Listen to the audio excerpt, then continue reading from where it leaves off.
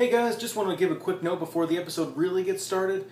In editing the video, it went a little bit longer than I thought it would be, so I had to break it into two parts. So you're about to watch part one, where I do the salsa and start on the tortilla chips, and then part two will be the guacamole and the rest of the tortilla chips. Make sure you watch both of them, or you could just watch one. Hey Internet, welcome to a new Tasty Techniques, and as you can probably tell, I'm back in my home kitchen.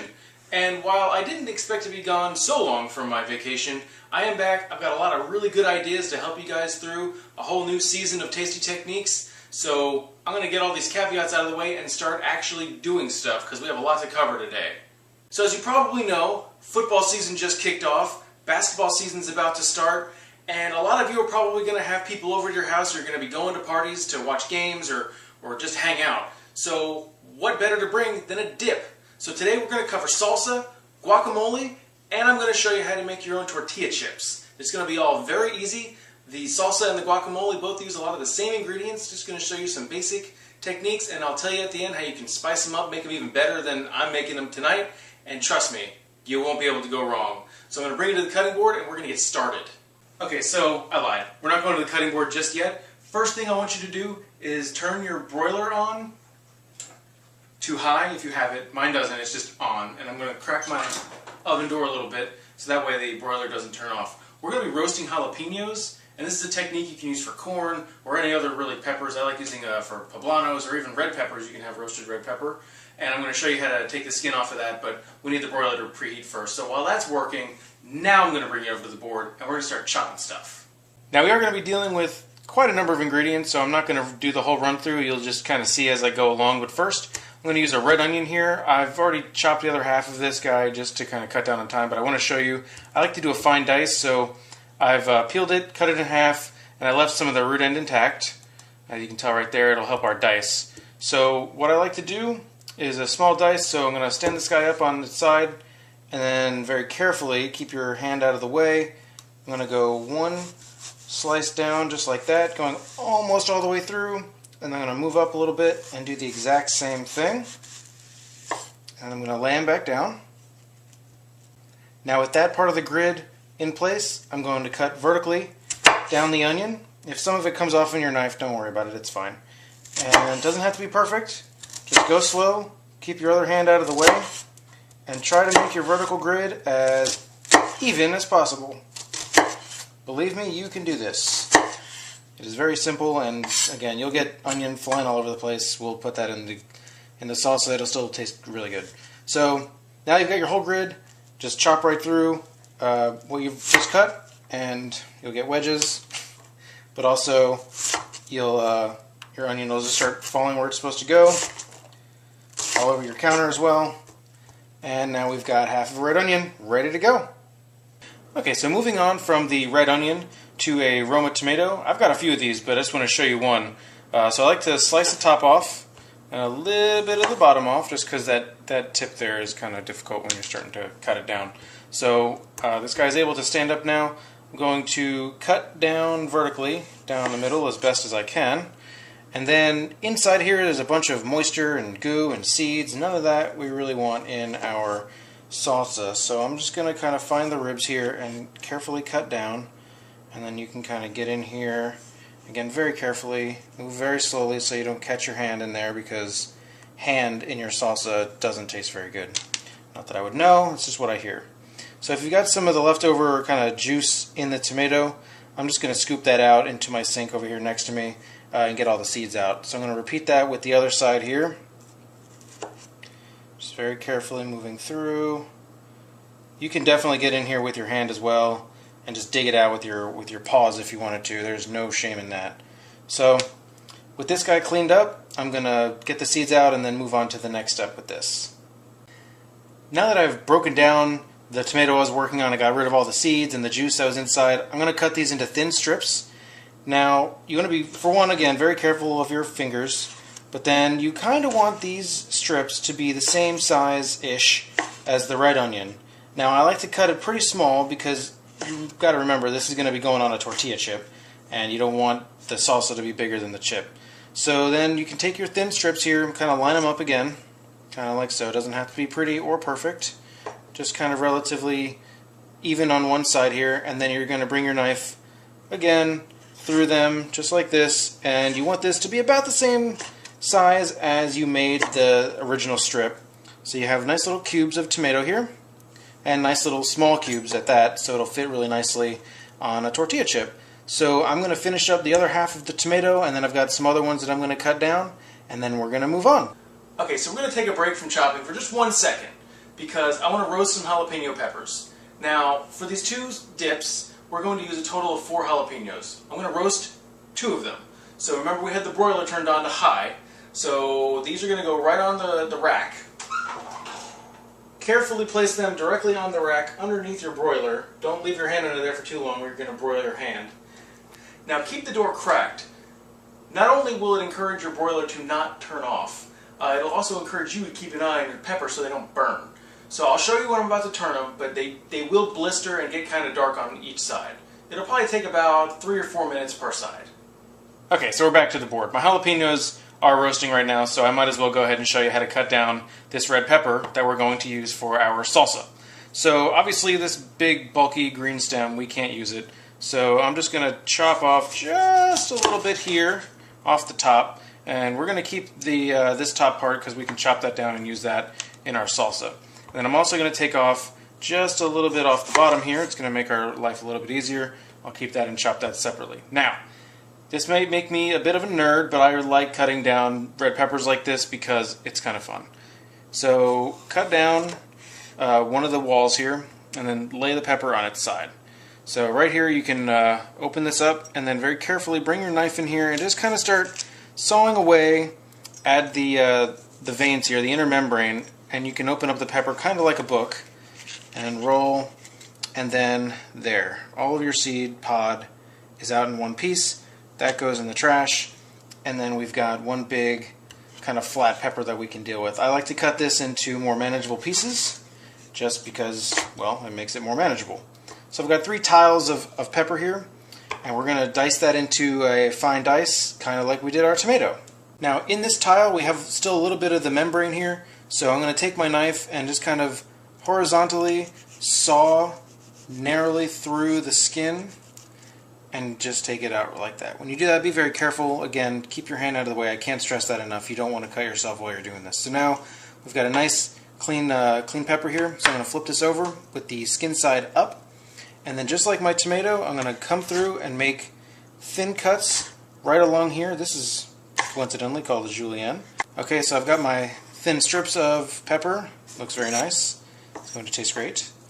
And I'm just, again, just like the tomato, I'm going to stack it up into kind of a pile, and then just going to cube it up. Keeping it small because you all want it all to fit on the tortilla chip. So just like that. And I believe I hear my jalapeno calling me. Okay, so I just wanted to take the jalapeno out of the oven real quick just to kind of show you this side.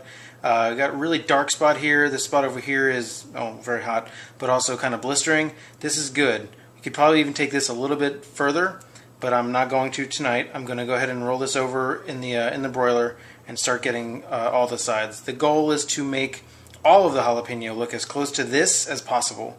This guy's going back in, and we're going to continue working on. Okay, so now we're going to work with a raw jalapeno, and 2 of them, in fact.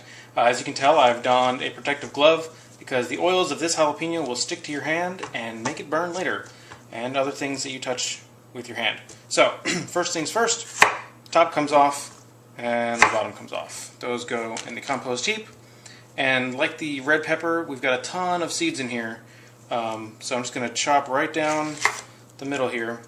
And if you really want to burn the mouths of your guests, leave all the seeds in. If you want a more enjoyable experience, I prefer to take the seeds out. Kind of, sort of, there we go. And just kind of clear it out. I'll probably leave a few in because I like some of the heat. But just very carefully carve it out. Keep your hand out of the way as much as possible. Peel it out if you need to. And that way you will have a mostly seedless jalapeno. And, bet you can guess, we're going to go with a fine dice. So I'm going to flip this guy over right now. And then just real simple, just like the pepper, just like the tomato. And these thin strips are going to turn into small cubes, just like that. On my cutting board, I've placed a sheet of plastic wrap because the jalapenos are ready to come out of the oven. So, I'm going to very carefully pull out my tray here and grab jalapeno number 1. And he's very soft, very hot, and very black and blistered. So, I'll put my tongs to the side, and I'm going to wrap the jalapeno in this plastic here. And you kind of want to wrap it crazy tight, kind of like that. That's what I like to do, and heck, let's even just tie this up. What this is going to do is steam the pepper, and it's going to make taking the skin off 1,000 times easier. So I'm going to place this off to the side to cool down a little bit. I'm going to do that with the second pepper. My jalapenos are safely steaming away. Next up on the chopping block, it's funny because it's actually... Anyway, this is cilantro, and of course it's iconic in salsas and avocados. So it's also very dirty. I went ahead and washed it under some running water and then dried it pretty well with some paper towels. So we need to get the leaves off of the stems as much as possible. So what I like to do with this is take my knife and just kind of gently shave down the stems here and just kind of get the leaves off. If it's not perfect, it's okay. We're going to mince the heck out of this anyway, so it'll be very tiny. Now, with that out of the way, turn our attention to what we actually have on our board. Now I've got some big pieces of stem here. I'm just going to pick the leaves off, get the stems out of here. Those you don't want to chomp down on. So just quickly clean this up. Again, it doesn't have to be perfect. We're going to mince this so any of the smaller pieces of stem are easily edible. Alright, so now we bring our attention to the leaves themselves. And we have a lot of them. This is actually going to shrink down quite a bit once we start mincing. I believe we did this in one of our past episodes with thyme, but it's time to do it with cilantro. So, going to take your time with your knife on the board. You want to kind of leave your tip on the board as much as possible, and then just start hacking away.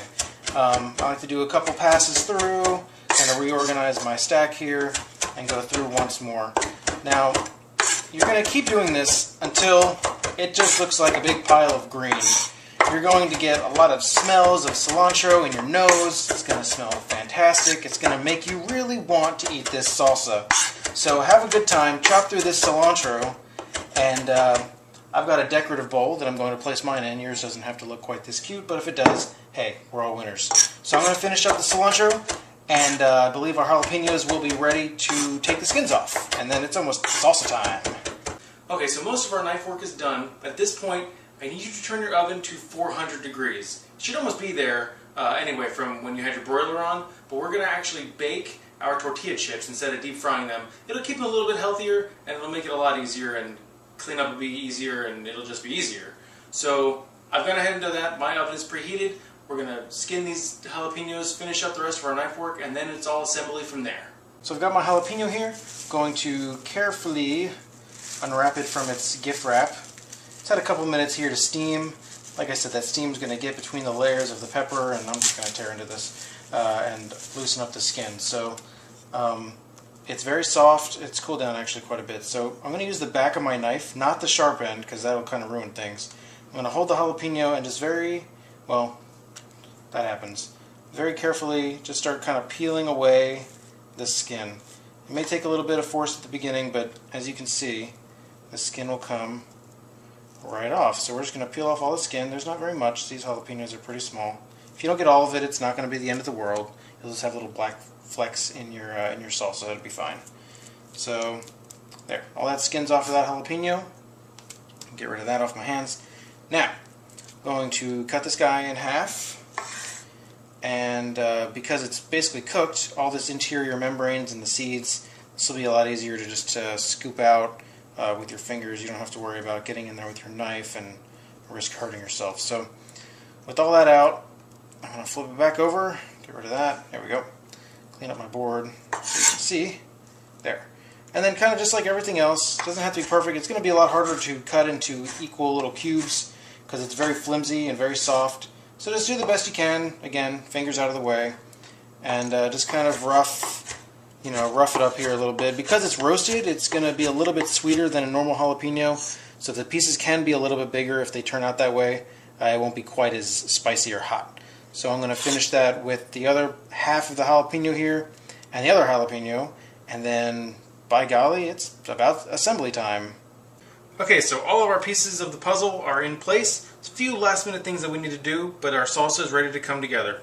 So I've got a little bowl here with my tomatoes. I'm just going to dump in most of them. I want to save some for the guacamole. I'm going to toss in some of the red onion. Go conservative at first because it can kind of overpower the whole dish. Got some of our red bell pepper. Just some of that. I got our roasted jalapeno here. I'll go about half because we want some in the guacamole. I got some of our raw jalapeno. Again, be careful because that can get pretty dang hot. I want to add some garlic to here. Now, usually I would just mince it, but I found that the easier we can do things, the better. So I've got some garlic here. I'm going to use my microplane grater and just grate the garlic right into the salsa. Be very careful if you choose to do this. I've lost too many fingertips on this stinking microplane than I care to admit. So it's better to leave a little bit of the stub of the garlic and throw that out instead of, risking your fingers in there. So I'm just going to grate right now. That's 3 cloves. I'm going to stop there for now, just so I know that I don't have too much garlic. Of course, I'm going to add some kosher salt. I've got some chili powder that I like to add. It adds a little bit of smokiness, a little bit of heat, and it sometimes doesn't like to come out of its container. So shaky, shaky. Alright, I've also got this chipotle chili powder that I've had for a while. This will add a nice depth of flavor, smokiness, a little bit of heat too. If you've got that, use it. If you don't stress out over it. We've got a lime here that I'm going to just kind of roll real quick. Cut this in half. Get some of the juice out of here. Make sure you don't get any seeds in there because those don't taste very good. And of course we're going to add some cilantro. Like with most things, you want to be careful, don't go too much, because this will definitely overpower the dish. Okay, so we've got a nice little mixture here now. It's all just chunks of vegetable really at this point, so I'm going to add in a few little drizzles of extra virgin olive oil. This will help loosen it up and also give it some flavor. But the oil's got a nice little fruitiness to it. So this gives it some body, some depth. It'll help carry a lot of the flavors in here too. So you just want to stir that up. And then I'm going to let this sit while we do other stuff, because if I taste this right now, it's not going to taste like it's going to later. Everything kind of needs to marinate for a little bit. I'm going to leave this off to the side while we start chopping up some tortilla chips.